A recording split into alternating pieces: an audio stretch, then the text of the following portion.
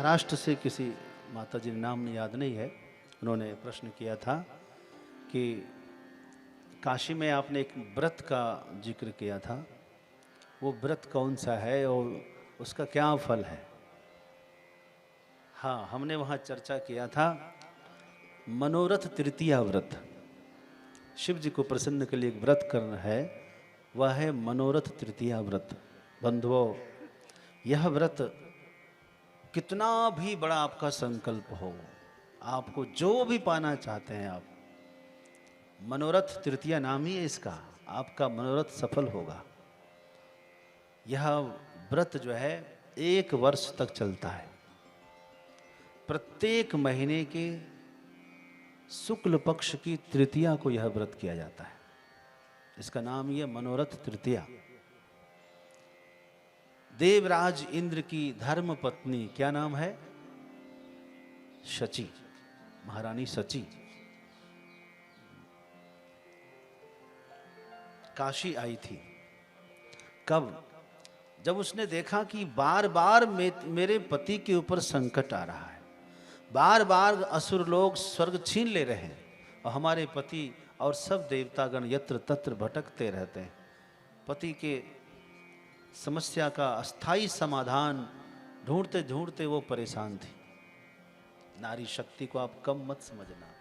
पति के व्यापार की हानि हो रही हो, चाहे पति के स्वास्थ्य की हानि हो रही हो, उसके लिए नारी में वो शक्ति है, कोई ऐसा व्रत कर लेगी जिससे अपने पति को स्थायित्व प्रदान कर सकती है। ये क्षमता नारी में है, इसलिए इसे अर्धांगिनी कहते हैं, इसलिए इसका नाम है गृहिणी। हाँ, न गृहम गृहम इत्याहो गृहिणी गृहम उच्यते। घर को घर नहीं कहा जाता, दीवारों को घर नहीं कहा जाता। मकानों को, दीवारों को यदि घर कहते तो फिर स्कूल भी घर कहलाता। बहुत सारे उसमें कमरे बने हुए। आश्रम को ही घर कह देते लोग, अस्पतालों को घर कहते, बड़े बड़े कमरे बने। लेकिन नहीं, घर तो उसको कहते जहां घरवाली हो, गृहिणी हो।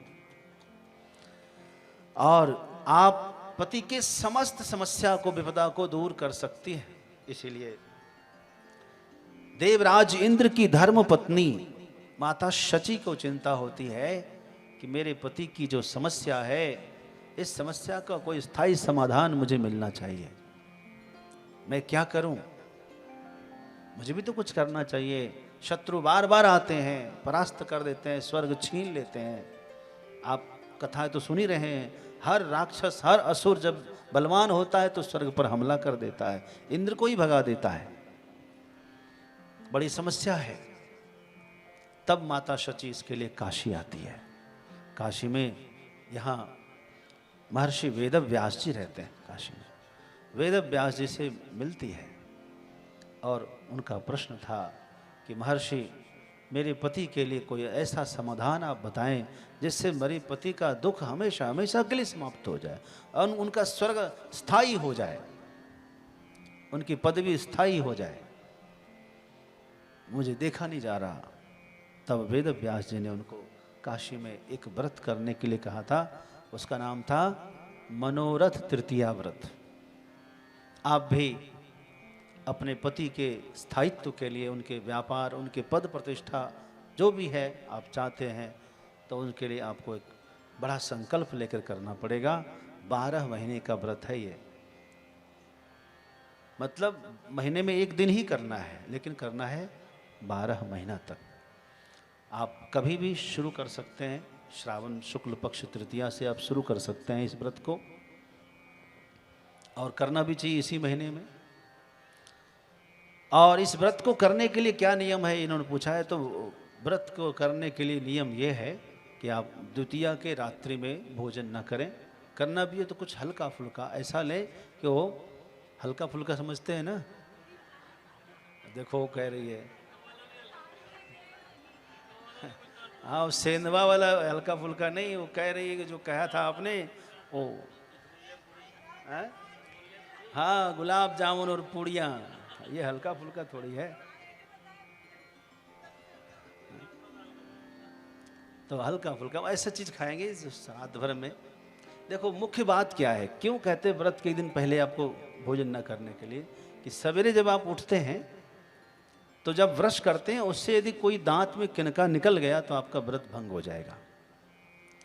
आप हाँ, रात में यदि कुछ आप खाते हैं, कभी कहीं मान लो उल्टी हो गई ऐसी चीज़ खाने से, तो व्रत भंग हो जाएगा।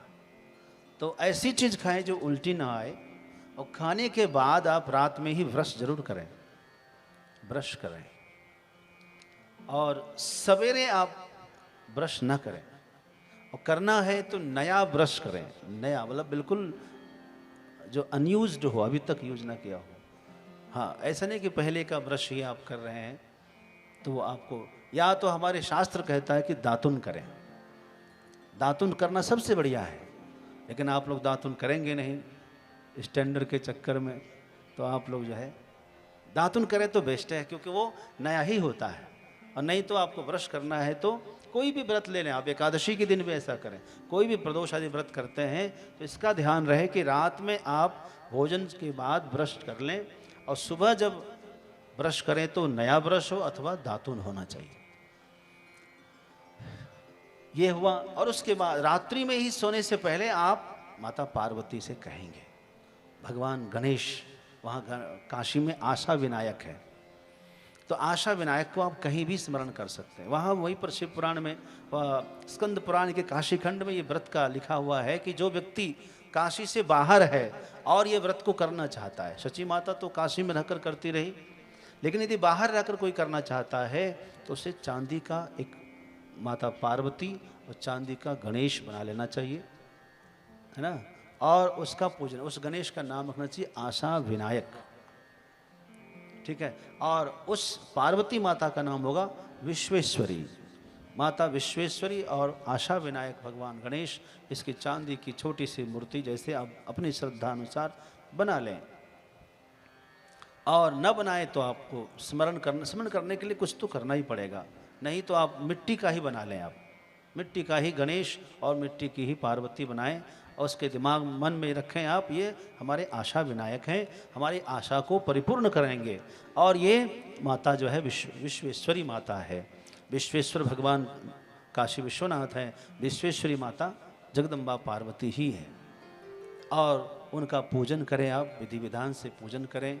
उस दिन व्रत रहेंगे, शाम के समय आप मालपुआ का भोग लगाएंगे। किसका?